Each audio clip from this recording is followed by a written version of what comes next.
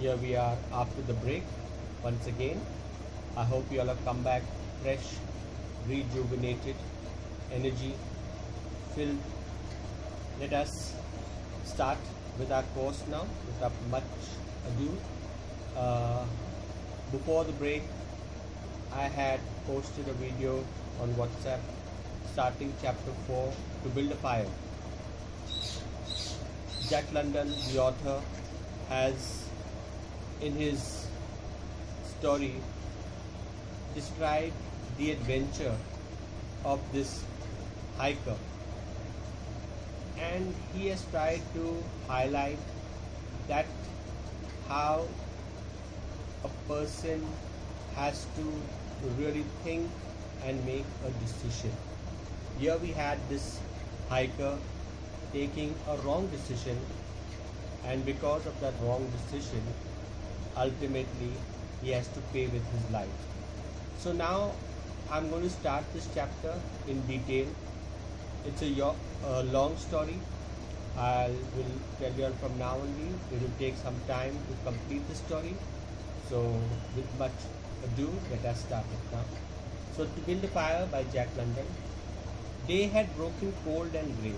Though the author starting this story on a negative note, where he is introducing the day as grey. Colors have their own symbols, colors have their own meaning. Grey color symbolizes dullness. So in the starting only, he is telling us, giving us the negative approach to the story, that the day started very cold and grey. Exceedingly cold. Exceedingly is extremely cold. By the way, this story is taken from a very cold place somewhere in Siberia. Okay? Exceedingly cold and grey. When the man turned aside from the main Yukon Trail.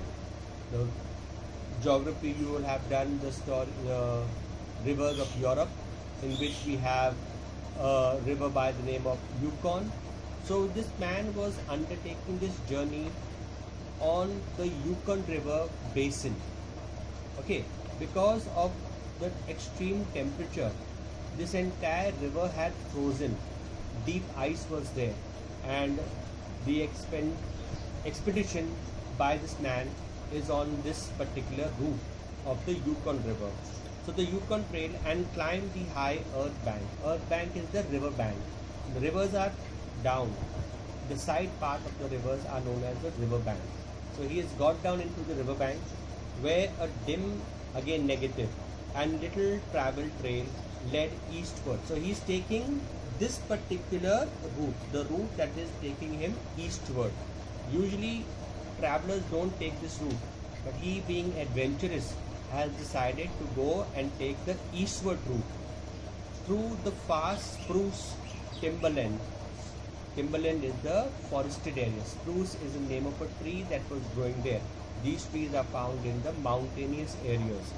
It was a steep bank. We are talking about the bank of the river Yukon. Very steep, very high. And he paused for breath at the top. Because of the extreme weather condition, he was finding it difficult, and he had to stop, take breath, regain back his strength, and continue. At the top, excusing the act to himself by looking at his watch. So he is marking time. He has in his mind planned out the journey, exactly when he would be reaching his destination, the time it would be taking. So he is looking at his watch time and time again. It was 9 o'clock. There was no sun, nor hint of sun. It was bleak weather. 9 o'clock, no trace of the sun. True, there was not a cloud in the sky, even though not cloudy, yet the sun could not be seen. It was a clear day, and yet there seemed an intangible pall over the face of things. Now it was not cloudy, yet it was gloomy, and gloominess is being the main central focus of this chapter. A subtle gloom that made the day dark, and that was due to the absence of the sun, because the sun was not there. That's why all this gloominess was there. The fact that the man did not worry. Now he was a brave, he was an experienced traveler. He has undertaken this route umpteens of time, but due to his overconfidence, he is going to land himself in trouble today. The fact did not worry the man. He was used to the lack of the sun. It had been days since he had seen the sun. He is used to all these climatic conditions, not seeing the sun for days and days together, no problem. He has gone through this before and he is determined to go to it even now. So, and he knew that a few more days must pass before the cheerful orb due south would just peep above the skyline and dip immediately from view. So he knew the climatic condition and he knew that it was just a few more days when orb is the sun. Like in the northern hemisphere and in the southern hemisphere, the sun shines for a period of 6 months continuously. There is day and there is night also continuously. So he knew these weather conditions, he knew the fact that the sun is going to go and then it would not be seen for some time. The man flung a look back along the way he had come. Now he turned back to see how much he has travelled, the time that he has taken to travel this distance. The Yukon lay a mile wide and hidden under 3 feet of ice. Now he's talking about the Yukon basin, and at this present moment the water in the Yukon was frozen, and on top of the frozen water was around 3 feet of ice. On top of this ice were as many feet of snow. It was all pure white. The entire climatic condition was white, white and white all around. So the man knew that he had to go on, continue on, so he did so. So it was unbroken white save for a dark hairline that curved and twisted from around the spruce covered island to the south. So the entire area was covered in snow except for this trail, that road type of thing which the man could spot and which he was going to take now. So this dark hairline was the trail, the main trail that had led south 500 miles to the Chilkoot Pass. These are the ways that he has to pass: the Chilkoot Pass, the Dee and the salt waters, and that led north 70 miles to Dawson, and still on to the north 1,000 miles to Nulato. These are the different stoppages where he would be traveling, where he would be going with his journey. Finally to St. Michael's on Bering Sea. 1,000 miles and a half, 1,000 more. And he knew this way that was, right now it was just a thin black line, but if anyone continued down this way, it was going to lead to these places. But all this, the mysterious far-reaching hairline trail, the absence of the sun from the sky, the cold and the strangeness and weirdness of it all made no impression on the man. Even though extreme weather was there, even though cold, even though the route was not clear, it did not have any impact on the man. He had made up his mind to undertake this journey, and he was sure in his mind that he is going to continue with the journey come what may. It was not because he was long used to it. He was a newcomer in the land, a Chikoko, and this was his first winter. Now he is trying to show that he is experienced, but he is not very much experienced to this locality here, where he is going to go ahead and do this trekking. The trouble with him was that he was without imagination. Now, this is very important.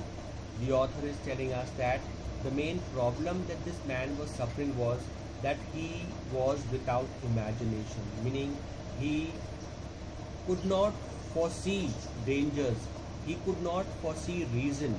He had his own intuitions, he had his own ideas, he had his own mind. So he is trusting himself and going ahead with things, even though it could be detrimental, even though it could cause him his life. He was still willing to take it. The trouble with him was that he was without imagination. He was quiet and alert in the things of life, but only in the things and not in the significant. Now he knew the things in life, but he did not know the significance of doing all these things here. 50 degrees below zero meant 80 odd degrees of frost. Now, authors telling us when the temperature is minus 50, in these type of temperature, the frost that accumulates is around 80 odd feet, and such fact below zero meant 80 odd degree of frost. Such fact impressed him as being cold and uncomfortable. Now this extreme minus 50, he was not taking it seriously. For him it was just something new, something that he wanted to do.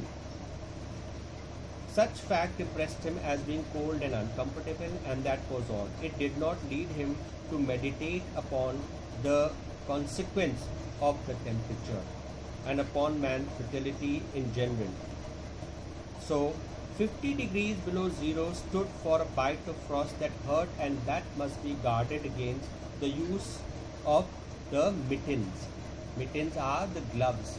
Gloves that we don't have for the fingers. They are all combined. They are all in one. And for this man, minus 50, he believed that with a pair of mittens on, with his thermal jacket on, with his boots on, there is not going to be a problem. But later on we will see that he has to be facing serious problems. So warm moccasins, again those are the boots that he was wearing. 50 degrees below zero was to him just precisely 50 degrees below. For him 50 degrees zero was just minus 50, nothing else but just minus 50. No consequences, no seriousness, no danger for him. That there should be anything more to it, that there was a thought that never entered his head. It never entered his head that there could come any danger that he would be facing with the temperature with minus 50. As he turned to go on, he spent speculatively is thinking, meditating. There was a sharp explosive crackling that startled. As he was continued, he heard some crackling. These are the crackling of the ice, mind you. He spat again and again, and in the air before it could fall to the snow. Now just imagine the extreme temperature.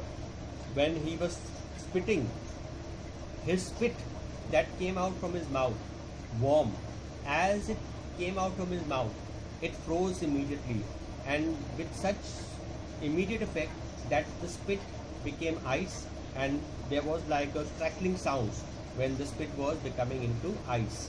Okay, and again in the air, therefore it could fall to the snow. The spittle cracked.